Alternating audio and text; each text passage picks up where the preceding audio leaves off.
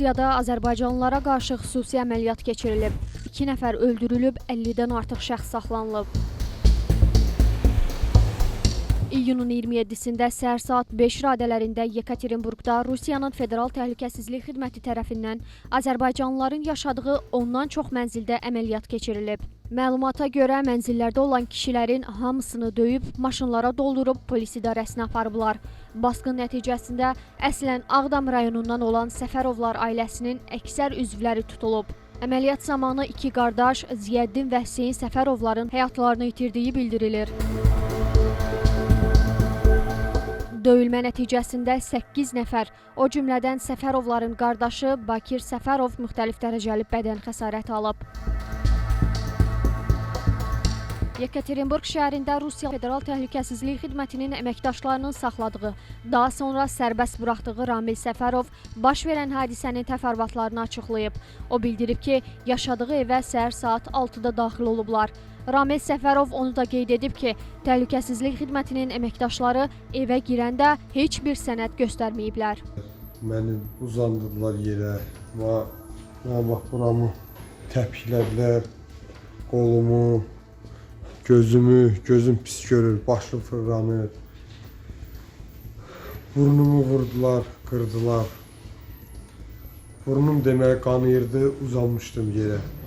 Mənə əski verdilər ki, yeri sil, qan görünməsin ki, sonra sübut eləyə bilməyəm ki, məni döyüblər, qan mənimdir.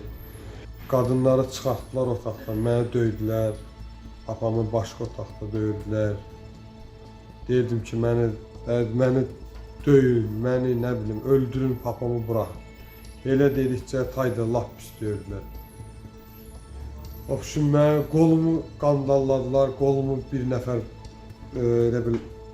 nəfər başım yerdəydi.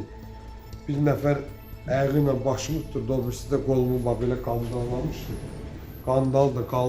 Qolumu qaldırırdı, qollarımı azradılar, qıralar. Federal Təhlükəsizlik Xidmətinin saxladığı və sonradan sərbəst buraxdığı Azərbaycanlılardan biri də Vüqar Səfərovdur. O bildirib ki, evi ələk-vələk axtardılar və 1 saat ərzində bizi döydülər. Başımızı yerə çırpır, oturacaqları başımıza vururdular. Evdə ailəvi yatmışdıq hamımız, qapı döyüldü. Anam çıxdı, gördü maskallardı, qapını siftə açmadı, dedi kimsiz? Gördüm ki, montirovkana salıb qapını qırırlar. Qışqırdım ki, aç. Qapı açıldı, hamısı maskalı idi, Rozgvardiya, FSB. Qapı açıldı, açılan kimi töküldülər, evdə də 2 uşaq, yoldaşım, anam, atam, qardaşım, mən. Bizi vurdular sırazı, heç nə soruşmadılar, sırazı vurdular. Bizi çox döydülər evdə, evi şumon elədilər, evi nə bilim, nə var idi, tökdülər yerə. Bizi evdə bir saat döydülər. Yoldaşım uşaq, 2 uşaq var körpə, uşaqlarla qaçdı çıxdı. Hamama saldılar, hamamdan çıxdı, qaçdı. Fiso başladılar yenə də döyməyə, toka verməyə. Elektroşokla başladılar, şap-şap elektroşok vurmağa bizə. Elektroşok vurmaq, montirovka ilə qılçalarımıza. Ola çırpırdılar başımızı. Stolu başımıza çırptılar, oturacaqları keçirdilər başımıza. 1 saatdan sonra bizi qamladılar, əllərimizi, başımızı aşağı, bizi çıxartdılar, otuzdular maşına, qazelə. Bir dənə qardaşımla məni papamı başqa maşına saldılar. Uzandılar pola uzandıranda deyir palçıqdır, pol da palçıq idi. Deyir bu polu. Öldürülən Ziyəddin və Hüseyn Səfərovların qardaşı Seyfəddin Hüseynli Xəzər xəbəri açıqlamasında bildirib ki, 24 il bundan əvvəl olan naməlum cinayət hadisəsinə görə Rusiya tərəfindən kütləvi həbslər başlayıb. Bu yırtıcı əməl insanları hansısa qondarma bəhanələrlə həbsə atmaq, onların gecənin bir aləmində saat 4-də 5-də evlərinə ən ağır formada hücum eləmək, aqressiya göstərmək, insanları öz evində, ailəsinin gözü önündə bütün ailə üzvlərini döymək, bu insanlığa sığmayan bir şeydir. Çox rüsvayçı bir bəhanə uydurublar ki, hansısa 24 il, 25 il bundan əvvəl olmuş, güya hansısa cinayət işinin araşdırılması çərçivəsində olub.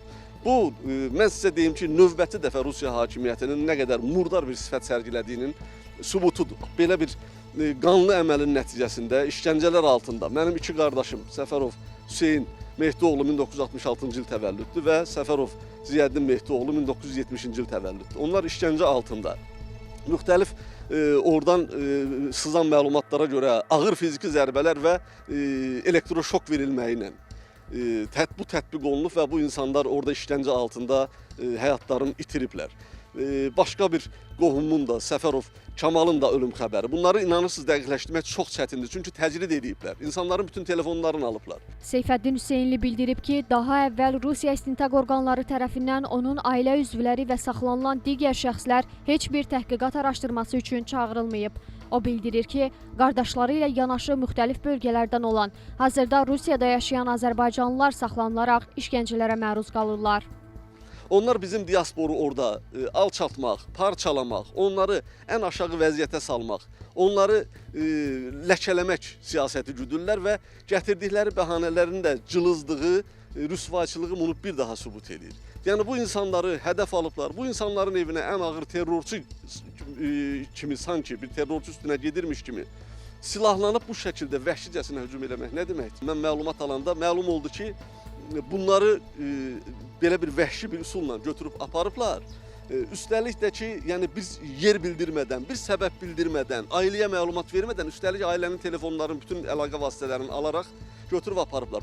Onu da qeyd edək ki, Rusiya Regional İstintaq Komitəsi və Daxili İşlər Nazirliyi Yekaterinburqda azərbaycanlılara qarşı keçirilən əməliyyat barədə birgə məlumat yayıb.